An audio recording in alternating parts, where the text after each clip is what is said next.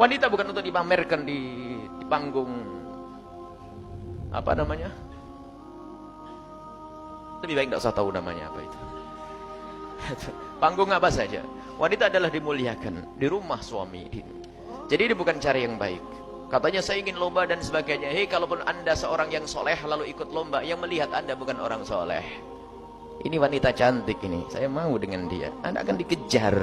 Masa wanita permata mau dipamer-pamerin? Hanya orang dungu saja menamerkan permata. Permata itu akan disimpan. Dan wanita bukan permata, lebih dari permata. Kalau seorang wanita yang katakan permata itu maksudnya nilainya sangat mulia.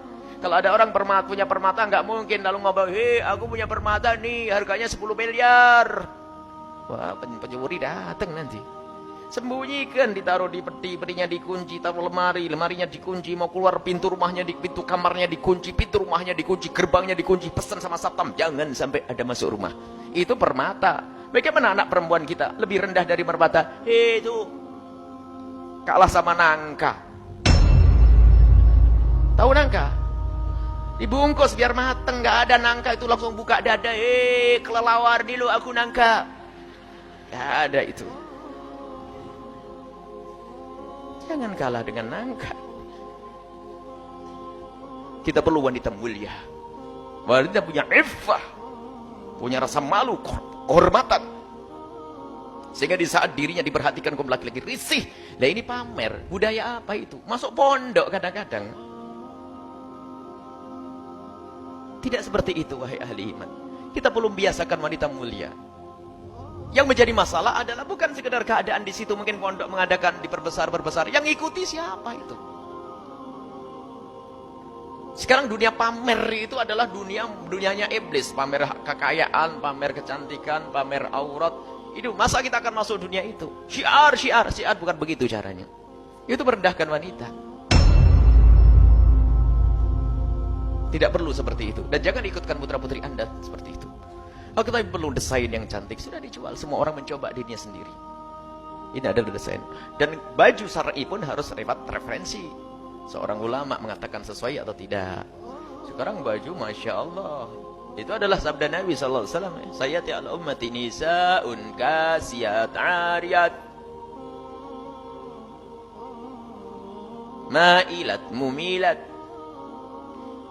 Ru'usuhunna ka'asnimatil bukhti. Akan datang suatu ketika zaman wanita itu pakai baju tapi kayak enggak pakai baju. Padahal sudah menutup aurat tapi masih menggugah syahwatnya orang. Bagaimana tidak? Masih ada hal-hal yang tampak membangkitkan syahwatnya kaum pria. Jadi kalau zaman dulu tuh kasiat ariyat itu kebayang pakai baju panjang tapi dibelek. Ya kan ada kan dulu? Padahal roknya sudah panjang tapi dibelek. Tapi zaman sekarang tidak ditutup, akan tapi lekuk-lekuk tubuhnya masih terlihat. Semoga jika ada yang menyaksikan acara ini atau yang hadir di sidingan seperti itu, semoga Allah ampuni. Kita tidak ingin satu orang pun dihukum oleh Allah. Semoga Allah mengampuni. Kita tidak mengutuk siapapun, hanya kita mengingatkan. Pakailah baju yang benar-benar menutup aurat. Auratmu hanya untuk suamimu. Kecantikanmu hanya untuk suami, bukan untuk diobral di pinggir jalan, ya. Kecantikanmu hanya untuk suamimu. Dan wanita mulia, wanita yang merasa risih jika kecantikannya disaksikan orang lain. Dan kita menemukan wanita-wanita mulia di kampung mulia, di Tahrim sana itu.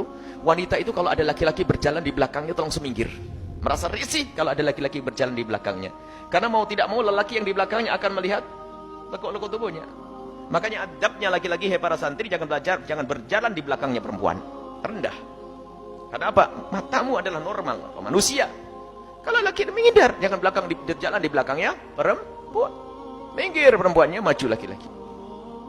Ini adalah wanita mulia. Sekarang ada orang itu berkaca di depan cermin 2 jam hanya pengen nanti jalan, pengen dilihat oleh semua orang. Karena memang itu kelasnya kelas pinggir jalan. Kelas murah, kelas rendah.